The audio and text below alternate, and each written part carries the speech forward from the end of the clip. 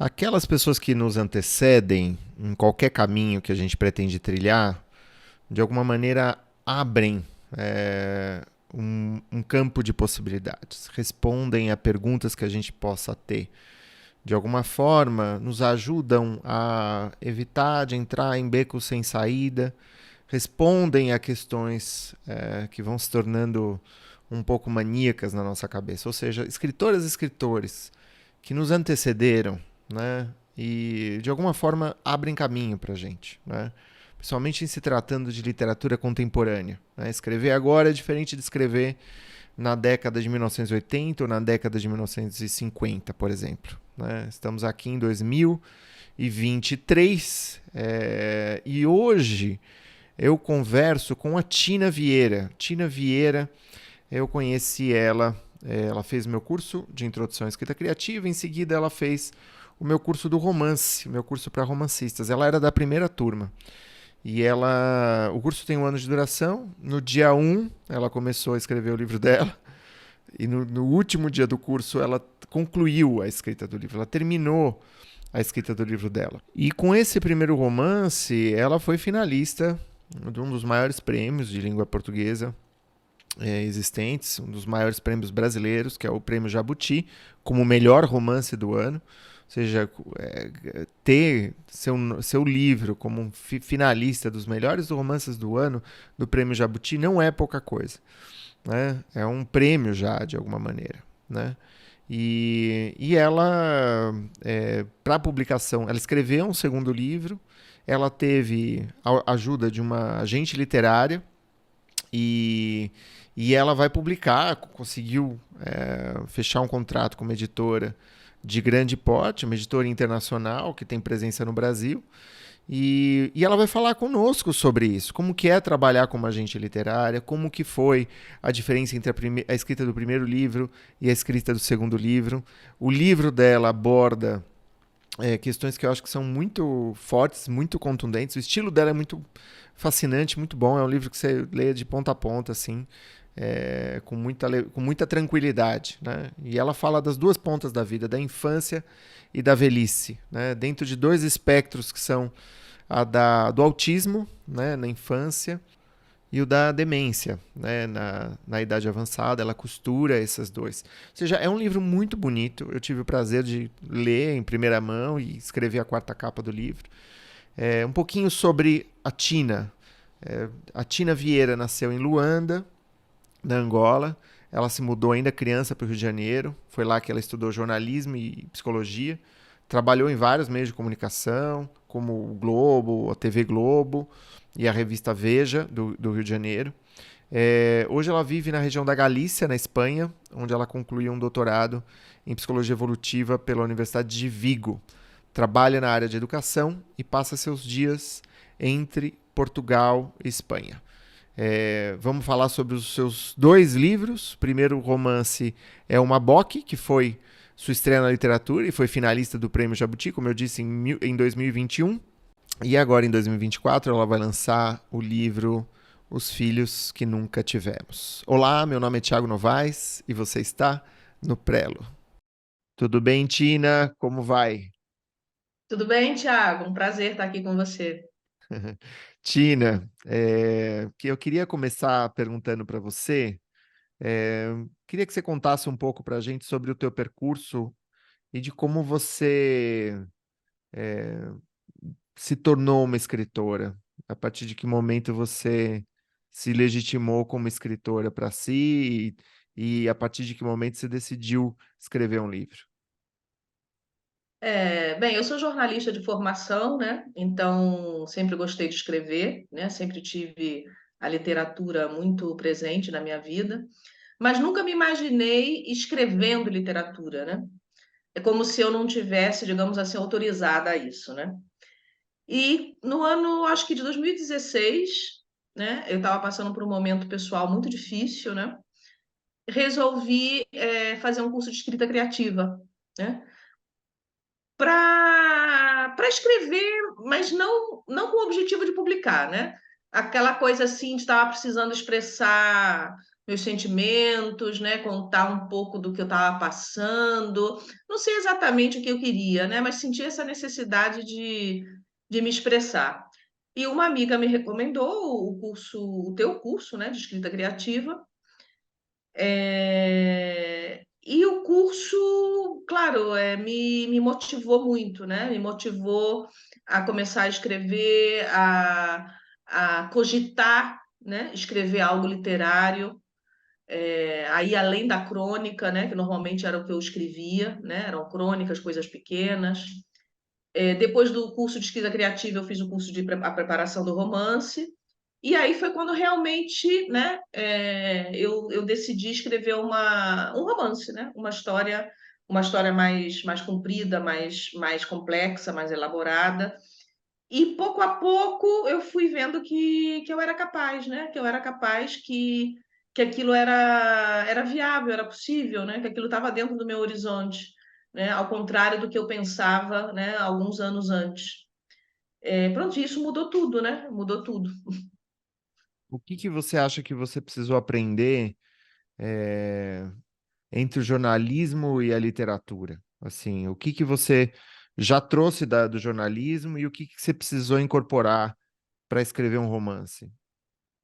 O que eu trouxe do jornalismo foi a correção, né, gramatical, né, o português correto, né, o texto correto, bem escrito, né, isso eu trouxe do jornalismo. Mas a linguagem jornalística ela é muito diferente da literária, né? Por isso eu nunca tinha cogitado escrever um livro, né? Um livro de ficção, porque eu achava que eram coisas muito antagônicas, né? Muito diferentes. E realmente são, né? São coisas muito diferentes.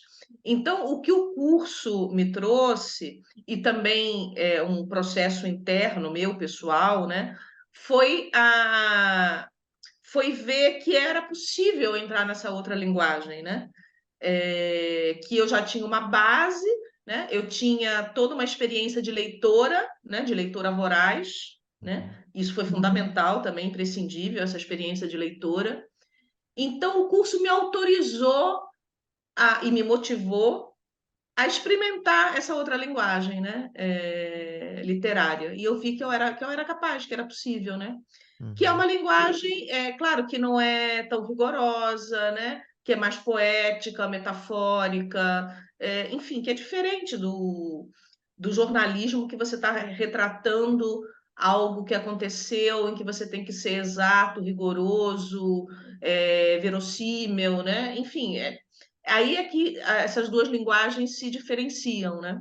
uhum. E eu me impressiono, Tina, com a tua formação, né? Com a tua formação linguística. Você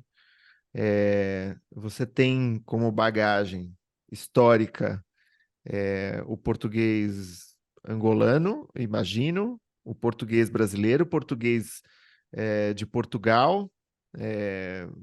Você mora no norte de Portugal, ali na fronteira Sim, na fronteira com a Espanha, na com a verdade, né? Espanha, que é uma região que fala o Galego, galego, né? né? Que também vamos dizer, é uma língua muito aparentada ao português. Você acha que, de de alguma maneira, essa riqueza e essa variedade te informam, te consternam?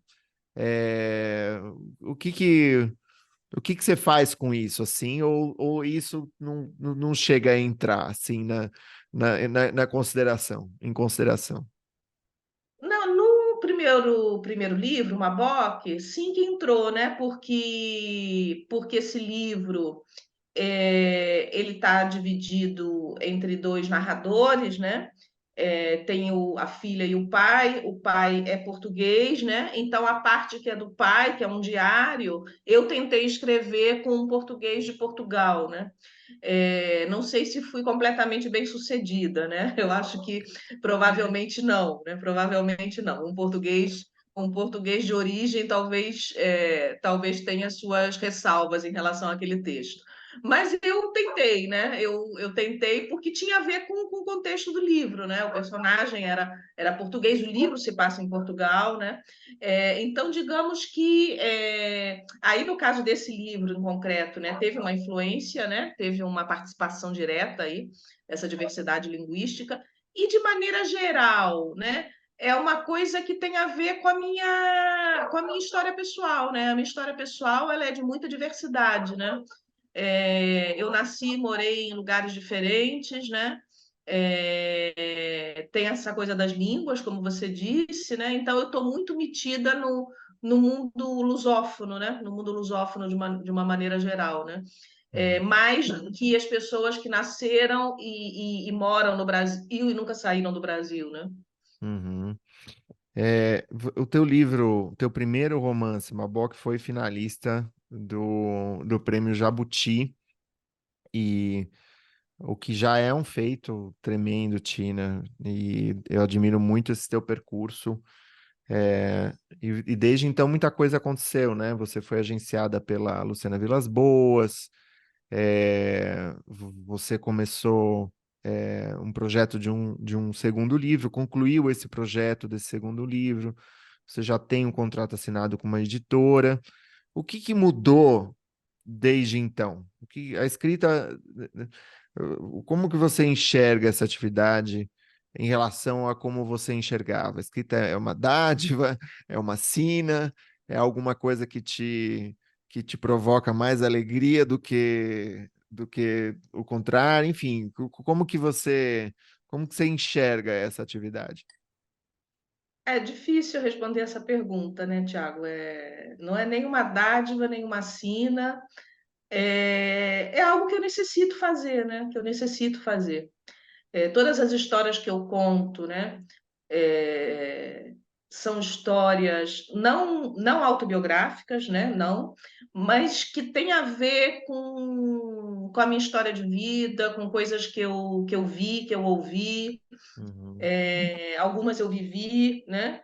Então, é uma maneira de, não sei se exorcizar os demônios, não sei, não sei, talvez seja um pouco forte dizer isso, né? Mas é uma necessidade, é uma necessidade. uhum. Qual que foi a diferença entre escrever? Bom, a gente precisa falar dos filhos que nunca tivemos, né? Que é o seu segundo livro, né? Que é o livro que sai agora em 2024.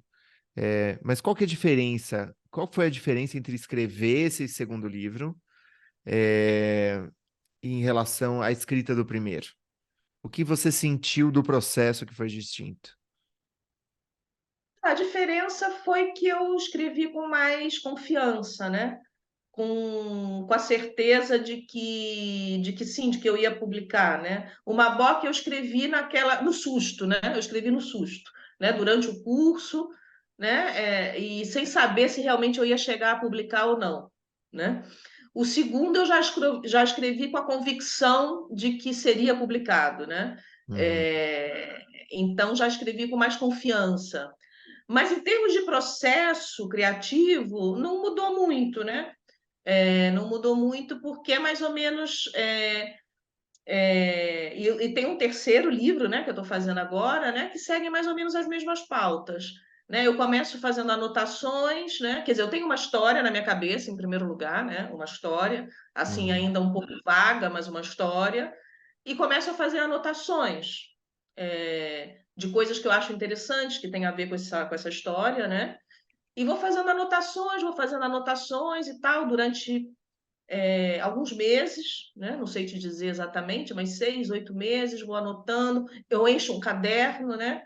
E até que uhum, chega uma hora que eu digo, não, vou começar, né? Normalmente quando eu já tenho um início na cabeça, né? Quando uhum, surge esse início, essa primeira página, né? Quando essa primeira página surge na minha cabeça, então eu digo, não, agora vou começar, né? E uhum, aí começo, né? Aí uhum. já no computador, né? Aí já saio do caderno, vou para o computador, né? E depois vou bebendo daquelas anotações, né? E obviamente vou criando outras coisas e vão surgindo outros caminhos, né? Como que surgiu a ideia pro seu segundo romance, para os filhos que nunca tivemos? É, esse livro ele trata, né, de duas questões importantes, né? Uma é o autismo, outra é a demência. E são dois temas que estão muito presentes na minha vida, né? Eu trabalho com crianças autistas, né? Já há 10 anos. Então, é um assunto que me toca muito de perto, né? Eu tenho muita experiência com isso. E sempre impacta, né? Esse trabalho, né? Uhum. Um dia a dia que sempre traz muitas questões, né? E a demência, eu também tive a infelicidade, né, de viver perto de mim, na família. E então são temas que mexem com muita coisa dentro da gente, né? Com muita coisa. O medo da velhice, né? O medo da morte, o medo de deixar de ser você. No caso do autismo, a frustração, né? A frustração de ter que lidar com uma pessoa que não pode te responder do jeito que você gostaria, né? Não pode atender às tuas expectativas, como no caso da demência também, né? A pessoa não pode mais atender às tuas expectativas. Então, esses são temas isso que estavam muito à flor da pele, né? Que estavam muito presentes na minha vida. Então, eu criei esses personagens, né? O casal, né, em que o marido tá demenciado, né, e a mãe com a menina autista, né. Então, são histórias fictícias, né, fictícias, mas em que eu usei, obviamente, muitas coisas que eu presenciei, que eu vivi, enfim. Uhum. Nada ali é gratuito, né? Tina, o que que é, para quem... Eu acho que o autismo é um enigma, assim, para a maior parte das pessoas.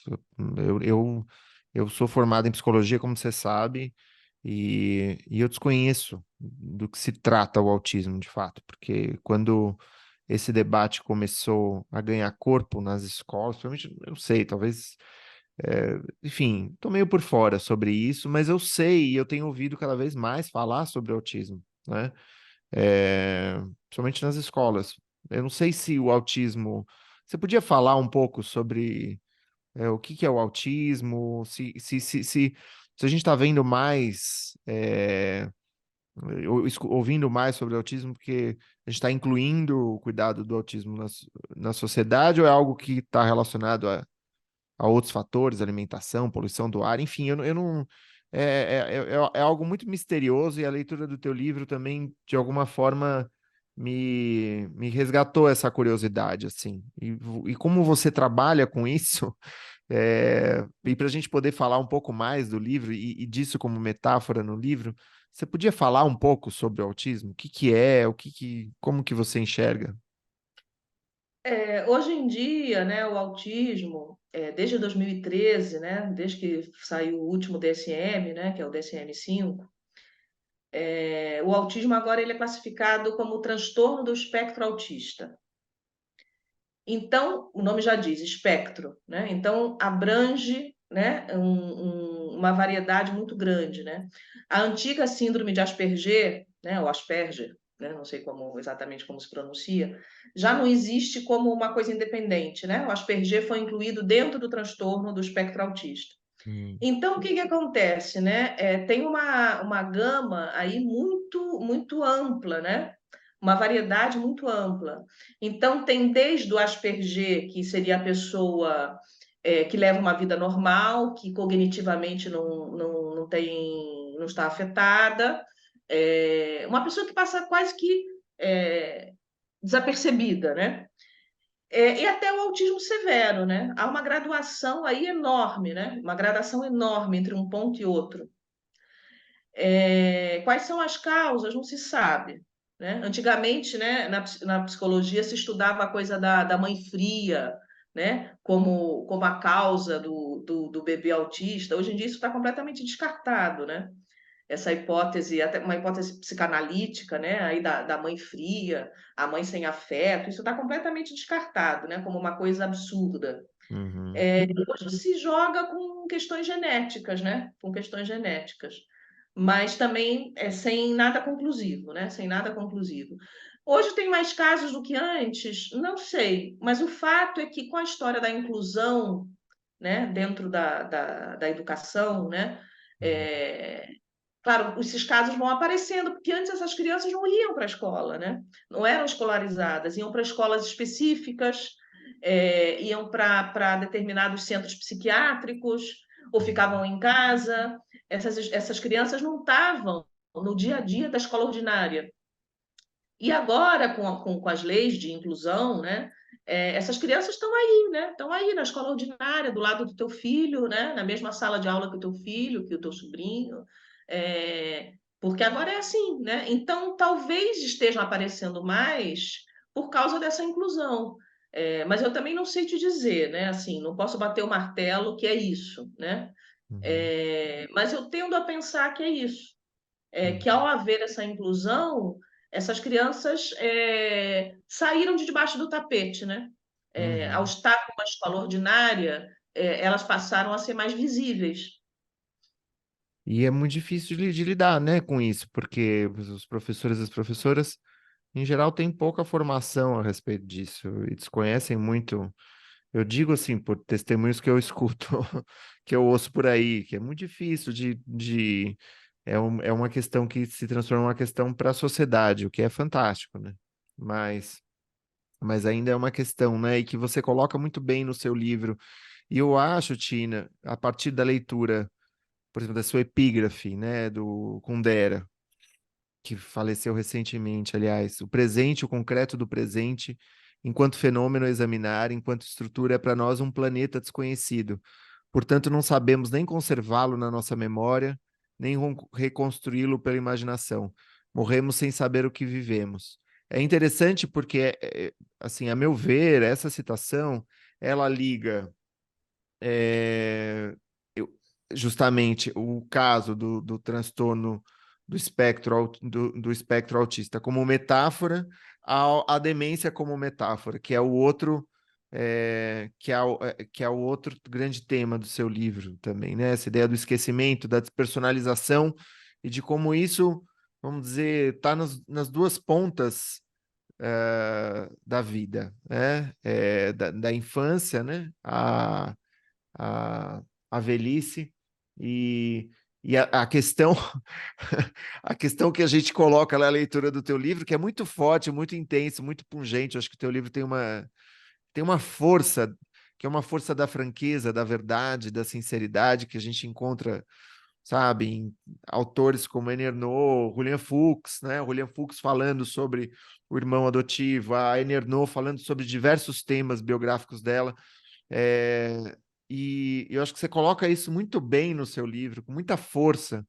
E é, você poderia falar um pouco sobre o aspecto da construção temática e de como que a partir, enfim, a ideia de pensar em demência, em autismo como metáfora na literatura, se é uma coisa que você pensa diretamente e a partir disso você foi desdobrando situações, é, se isso de fato, pela tua experiência com autismo, você tinha muitas situações às quais você podia recorrer dentro da tua literatura. Ah, como que você foi construindo isso na tua obra? Eu acho que de antemão eu não pensei em nada disso, né? Assim, da metáfora. De antemão eu acho que eu não pensei. O que eu queria era tratar desses temas, porque eram temas que estavam muito presentes e em carne viva, né? Eram temas que Uhum, estavam ali em carne viva e eu queria falar sobre isso, né? uhum, Eu queria tratar desses dois temas, né? E uhum, aí, né? Como juntar as duas coisas no mesmo livro, né? Dois temas tão fortes, né? E daí veio a ideia, né? Da mulher do personagem que está demenciado, né? Ser professora de uma criança autista, né? Depois aquela ligação que há com a mãe da criança, né? Enfim, não vou aqui contar o livro inteiro, né? Mas enfim, é, veio a ideia desses personagens, né? E comecei a escrever, comecei pela demência, né? O primeiro capítulo é, é a mulher, né, narrando a decrepitude do marido, né? E aí, pouco a pouco, as coisas foram se desdobrando e se unindo, né? E no final elas se unem, né? No final, os dois mundos se unem. Só que isso foi conforme eu fui fazendo, né? Conforme eu fui Uhum. fazendo, aquilo foi acontecendo, né? Uhum. Eu não planejei, não, isso é uma metáfora do ciclo vital, da humanidade, né? Eu não racionalizei nada disso, né? Eu tinha Uhum. dois temas que eu queria tratar, criei os personagens de maneira a que eu pudesse contar a história, e aí foram surgindo coisas, né? Foram surgindo, surgiu a união, né, dos dois mundos, né? Que é já na segunda metade do livro, a união dos dois mundos. E é isso, e conforme eu ia escrevendo, iam vindo cenas, algumas que eu vivi, ou coisas que eu li, né? Muita informação, né? No caso da demência, muita informação, né? Que eu tinha, técnica mesmo, né? Tem algumas partes do livro, né? Que descrevem algumas coisas. É, e é isso, assim, um processo muito visceral, né? Muito visceral, muito pouco racionalizado, eu acho. Uhum. E a epígrafe, ela surge depois como uma tentativa de construir esse eixo, porque a epígrafe é uma chave de interpretação, né? A epígrafe, ela, durante o processo de escrita, eu li esse livro do Milan Kundera, né? Os Testamentos Traídos. E quando eu bati nessa frase, eu falei, cara, essa frase tem tudo a ver, né? Tem tudo a ver. E aí eu já separei aquela frase, né? Já anotei no meu caderninho aquela frase, porque eu falei, essa frase tem tudo a ver com o livro, né? Que é aquela coisa de que, na verdade, você nunca sabe o que você está vivendo, né? O presente, ele escorrega da nossa mão o tempo todo, né? Você nunca sabe o que você está vivendo, né? Você só sabe a posteriori ou às vezes nem a posteriori. Uhum. Na verdade, a gente é como se a gente passasse pela vida meio bêbado, né? Meio bêbado, sem É, saber realmente o que está vivendo. eu saí da leitura do teu livro com essa sensação de como a consciência, como a consciência, a memória, as relações, tudo aquilo sobre os quais a gente apoia a civilização, as, re- as interações que a gente tem, como parece frágil, como é impalpável, né? Eu acho que à luz da demência e do autismo, a, o nosso, a nossa vida corrente, as nossas trocas parecem quase espectrais, porque de fato a gente não tem a gente não tem, né? Eu estou aqui perguntando do seu processo. É muito difícil falar do processo, porque esse presente está É, nos escapando o tempo todo, né, Tina? exatamente, exatamente. E eu tive essa sensação, né, na minha vida pessoal, né, nos últimos anos, né, ali antes da pandemia, durante a pandemia, né, dessa sensação de a vida escapando, né, a vida escapando, o presente escapando, e você sem saber realmente o que você está vivendo, né? Uhum. E é isso, é como se a gente estivesse meio bêbado o tempo todo, né? E hoje em dia, mais do que nunca, né? Por causa da rapidez da internet, das redes sociais, da tecnologia, né? A gente está sempre numa voragem, né? Numa coisa contínua de engolir o outro, engolir o que está sendo vivido, né? Uma coisa predatória, uma coisa veloz. Então o presente escapa, né? O presente escapa. Às vezes, se você tiver sorte, né, e um pouco de introspecção ou de terapia, a posteriori você consegue avaliar o que foi vivido, né? Mas às vezes nem isso, né? Tem gente que nem isso, nem a posteriori, né? É interessante porque você está falando isso, e de fato, a gente vive hoje num tempo em que a vida se prolongou, graças a,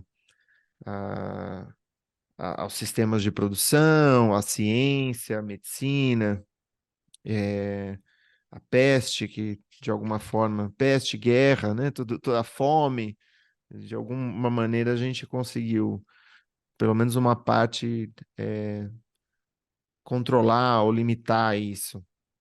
E eu acho que é um duplo fenômeno, né? Que por um lado você cria, vamos dizer, isso criou sujeitos imortais, assim, ou pretensamente imortais, adolescentes eternos, né? Por um lado, e de outro, com uma sociedade que envelhece, a necessidade de cuidar, né? Porque as pessoas estão envelhecendo e elas precisam de cuidado, né? E o teu livro fala um pouco desse fardo do cuidado, né? E ele coloca isso com muita franqueza, eu achei. Como que você pensou isso na tua obra? Como que você, enfim, isso foi algo que se desdobrou a partir desses temas? Como que surgiu assim? Sim, se desdobrou a partir desses temas, né? Porque são duas coisas inerentes, né? Quer dizer, o cuidado é inerente à velhice, né? À velhice problemática, né? E inerente ao autismo, né? E é uma coisa que eu vejo muito no meu trabalho, né? Que como é difícil, né? Às vezes tem uma criança, né? Que é muito difícil e eu sempre penso, nossa, eu estou aqui com ela 4 horas, né? Os pais estão com ela o resto do dia, né? Estão com ela todo fim de semana, estão com ela todo o verão, todas as férias.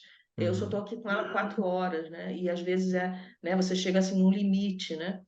E você fica pensando, "Ah, como é isso dentro de uma casa 24 horas, né? É claro que é o seu filho e é um filho amado, mas é difícil, né? É difícil. Eu não romantizo nada, né? Tem uma amiga minha que leu o meu livro, né? Quando eu acabei de escrevê-lo, né? Uma leitura beta, né? E ela depois me disse, Tina, é que você não perdoou nada. Você não perdoou nada. Você botou tudo tão cru, né? Até o final é duro, né? Eu pensei assim, eu ia lendo e pensava, não, no final vai acontecer aqui alguma redenção, alguma coisa, né? Não, mas até no final você cascou, né? Você não perdoou nada. Não, e realmente é isso, né? Porque é assim que eu vejo as coisas, né? Que é muito duro, né? É muito duro. Eu não romantizo, né? Eu não romantizo nada. E eu acho que essa dureza ela é generosa. E eu acho que a coisa se torna ainda mais dura quando a gente contrapõe essa realidade da demência, e do autismo desses pais ou da protagonista do livro, né? É, com aquilo que se sonha, né? Ou seja, o filho que nunca vai ser, né? Ou o filho que eu sonhava que ele ia ser e que nunca vai ser, ou a velhice que eu sonhava que eu ia ter ao lado do meu companheiro e que, no entanto, é isso.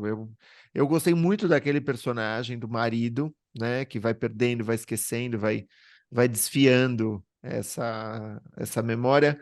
E eu acho que a coisa se torna ainda mais aguda pelo tanto que esse homem tinha de história, de bagagem, de leituras, o quanto ele cultivava, né, esse repertório, né? Não sei, me pareceu muito uma Um imagem intelectual, né? Um intelectual, um um professor de intelectual. filosofia, uma pessoa brilhante, né? Uhum, uhum. Não, Então a frustração é muito grande, né? É muito grande. é muito grande.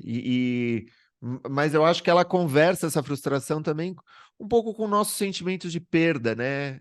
A gente vive um tempo histórico onde o passado, em diversas maneiras, é destruído mesmo, destruído. Seja o passado que está registrado nas florestas, seja o de um museu no Rio de Janeiro, sabe, cujo descuido, falta de financiamento, indiferença, né, e também um esquecimento da população, também um certo descaso, né, que parece um pouco sistemático numa época em que é muito mais outras coisas chamam muito mais atenção, né? Tem muito mais purpurina, assim, do que do que esse registro, do que essa memória. Eu sinto que, de alguma maneira, a gente está vivendo um pouco como esse personagem, né? Com esse protagonista, esse personagem que você construiu.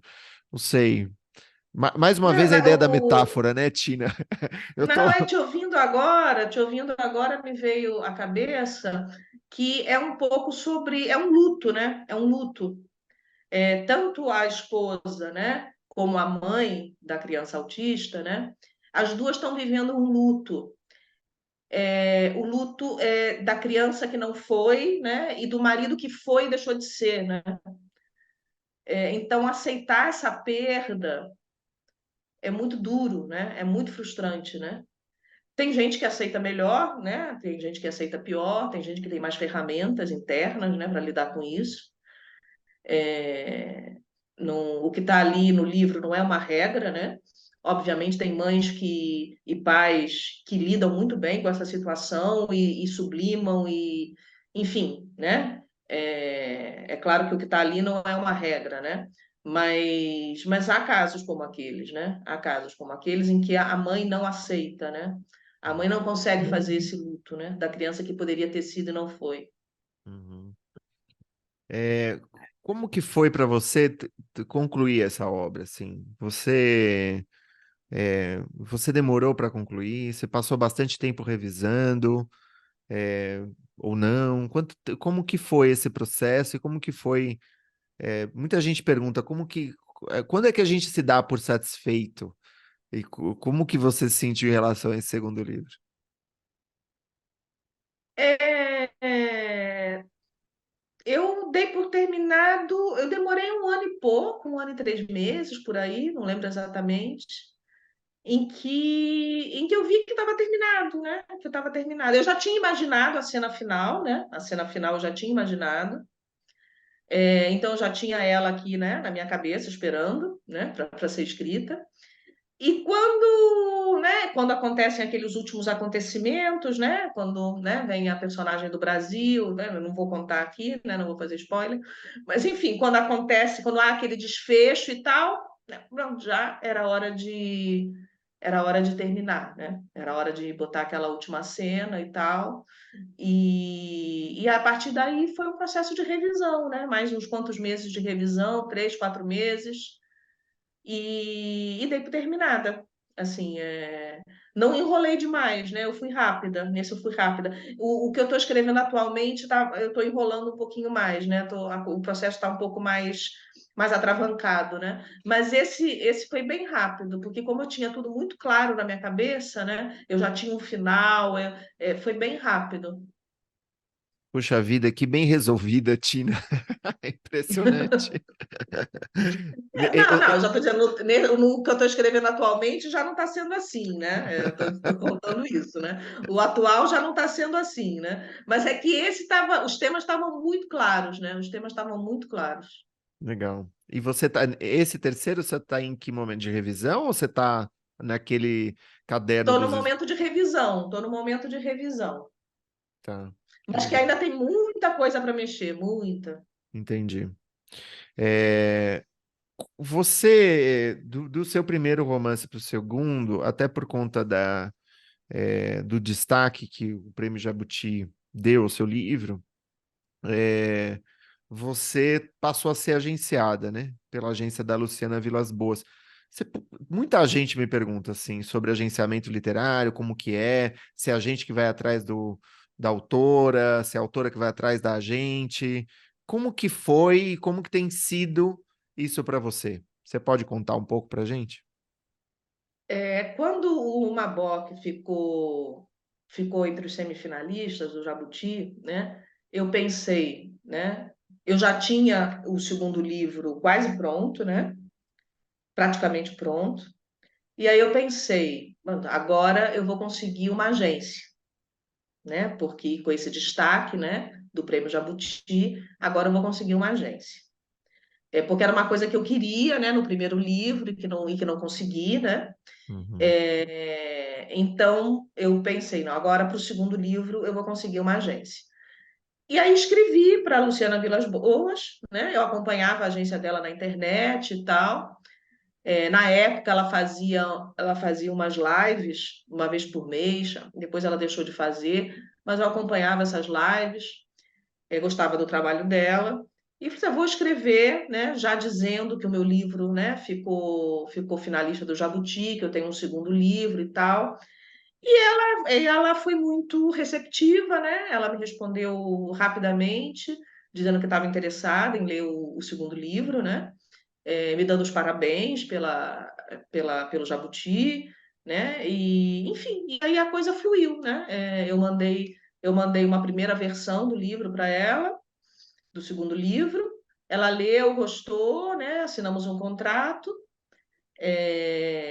Então a coisa fluiu mais ou menos naturalmente. Só que, claro, eu é que a procurei, né? Ela não veio atrás de mim, ela não me descobriu, não.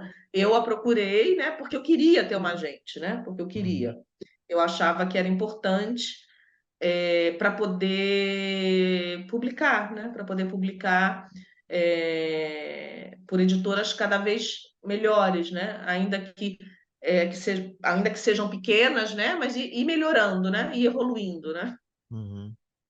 E foi a Luciana que conseguiu, ela que fez a mediação com a editora do seu segundo romance, não é?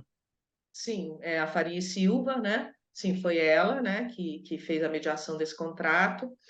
Não foi fácil também conseguir uma editora para o segundo livro, né? Eu pensei que ia ser mais fácil por ter sido finalista do Jabuti, mas não foi fácil. Também foi um processo que levou mais de um ano, né? Uhum. Levou mais de um ano. Mas, enfim, acabou acontecendo, né? Acabou acontecendo. Mas é isso, é muito difícil, né? É muito difícil. Eu acho que publicar assim com facilidade, né? Só quando você já é um Itamar, né? Vieira Júnior, não sei, uma Carla Madeira, né? Porque de resto, os escritores, né? Simples mortais, é um processo que eu acho que é muito complicado, né? Para uns mais, para outros menos, né? Mas é complicado. É complicado. Eu não estou dentro como eu diria, não estou dentro de um nicho, né, literário, né? Eu comecei a escrever anteontem, né? Não sou professora de literatura, não sou amiga de escritores, né? Enfim, eu não pertenço a nenhum nicho, né? Uhum. Eu estou muito fora de qualquer eixo, né? Estou fora do país, né? Estou, né, fazendo um outro tipo de trabalho, e tudo isso dificulta, né? Dificulta. Então, realmente não foi fácil, né? Mesmo com uma agência, não foi fácil. Mas eu acho que sem agência teria sido muito pior, né? Uhum. Sem Não, dúvida. não foi fácil, mas foi possível, né, Tina? Assim, é, você contando, puxa vida, você não tá no Brasil, o seu Maboc não foi escrito no Brasil, você conseguiu publicá-lo, e ele foi semifinalista do Jabuti, você conseguiu uma agente. Eu digo isso a partir do que eu vejo, do que eu ouço de colegas, participantes dos cursos, que não é um processo realmente fácil, é um processo difícil, né? O mercado editorial, ele é super desconfiado, apesar da quantidade de editoras que a gente tem, é, é muito difícil achar uma editora que você se sinta como tua, né?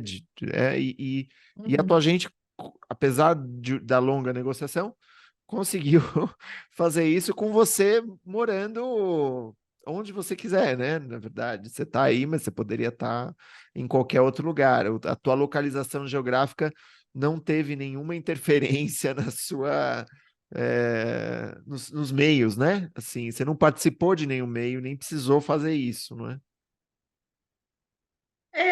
Mas é complicado mesmo, né? De maneira geral, é muito complicado para todo É, mundo, né? sim, sim, É muito difícil, né? O mercado literário é muito difícil, cada vez tem mais gente escrevendo, e pouca gente lendo, né? Então, sim, assim, é muito difícil, né? E as minhas circunstâncias não são as melhores também, né? Por isso tudo que eu falei antes, né? Mas, enfim, levando tudo isso em conta, como você disse, né? Eu tenho, acho que motivos para estar feliz, para comemorar. Tô ansiosa com o lançamento do segundo livro, né? Porque o hum, Mabok, ele saiu em plena pandemia, né? Ele saiu em abril de 2020. Não houve lançamento, não houve divulgação, não houve nada, né? uhum, Então esse segundo livro ele vai ter um outro sabor, né? Assim, com lançamento presencial, enfim, né? Com festa, uma comemoração como deve ser, né? O Maboc, enfim, né? Passou batido ali, né? Em Sim. plena pandemia, enfim. Já é difícil, com pandemia é 10 vezes mais difícil, né, Tina? Exatamente. O lançamento do livro está programado para que mês? Ainda não sei te dizer, ainda não sei te dizer, né? O livro já tem capa, né? Já Legal. tem capa, já está em processo de edição, né? Uhum, As coisas estão adiantadas, né? uhum. Mas ainda não sei te dizer um mês em concreto, né? Mas haverá lançamento presencial no Rio de Janeiro, né? Que é a minha cidade. É, é, Enfim, né, vai ser, na verdade, o meu primeiro lançamento, né? O Maboc não teve nada disso, né? Então vai ser realmente o meu primeiro lançamento. Então a emoção e a ansiedade são grandes, né? E você precisa lançar em São Paulo também, né, Tina? Você vai vir para o Rio, tem que lançar em São Paulo. Vamos agitar Não isso aí. sei, não sei. Vamos ver como é que vai ser isso. E, Vamos ver. e em Portugal, você pretenderia, você publicaria em Portugal? Você tem essa vontade? Como que é isso para você? Essa vontade, né? Até, por exemplo, porque Maboc, né, parte do livro se passa em Portugal, e o segundo livro também, né? Os Filhos que Nunca Sim. Tivemos também, parte do livro se passa em Portugal. A agência tem tentado, né, tem corrido atrás disso, né, de publicar no exterior, né, mas também não é fácil, né, não é fácil. Uhum, É um trabalho muito de formiguinha, né, uhum, e até o presente momento ainda não tive sucesso com isso. Mas uhum. é uma coisa que a agência também tem corrido atrás, né? Ah, legal, bacana. Muito bom, muito bom. Vai sair, sim. Tina, queria te mais uma vez parabenizar pelo livro. Eu tive a alegria de ler o original antes de sair publicado, porque eu sou autor da quarta capa do seu livro, e foi um prazer ler, foi uma surpresa muito boa. Rever tua prosa, eu já gostei muito do Mabok, e esse seu segundo livro é muito maduro, eu acho que vai tocar, vai mexer com muita gente, mexeu comigo. Eu acho que a tua prosa, como eu disse, ela é generosa, ela é muito forte, e eu acho que essa força, essa intensidade, ela é própria da literatura, com um L maiúsculo, sabe? Com um inicial maiúsculo, porque é algo que nos lança, assim, é, sem prolegômenos para prosa, eu acho que é um livro que nos confronta com o presente, com esse presente de que fala a epígrafe, né? E é muito bonito. Parabéns. Parabéns e parabéns por essa disciplina, por essa organização, por essa. Eu admiro, assim. Eu acho que muita gente, assim como eu, vai se inspirar também nisso, porque, de fato, eu acho que é se sentar, se organizar, abrir esse caderno de anotações, ir concebendo, ter paciência também. Às vezes o processo é mais curto, às vezes é mais longo, né, Tina? Você tem alguma coisa que você gostaria de dizer antes de a gente encerrar? Bem, além de te agradecer, né, por essa conversa, por você ter lido o livro, ter escrito a quarta capa, além de te agradecer, gostaria de dizer que quem gostaria, né, de escrever, quem tem esse desejo, né, que não desista dele, né, que invista nesse desejo, independentemente de ser publicado ou não, né, isso é a posteriori, né. Quando eu comecei a escrever Maboc, eu não pensei que aquilo poderia ser publicado, né? Ou pensei como algo assim muito longínquo, né? Como se fosse assim ganhar na loteria, né? Tipo assim, pode ser que eu ganhe na loteria, né? Pode ser que isso seja publicado, né? Algo assim muito longínquo. E, no entanto, foi factível, né? Foi factível, foi possível, né? Então, se você tem algo para contar, conte, né? Conte. E depois já o futuro dirá o que acontecerá com esse relato, né? É isso aí. Obrigado, Tina. Obrigada a você, Thiago.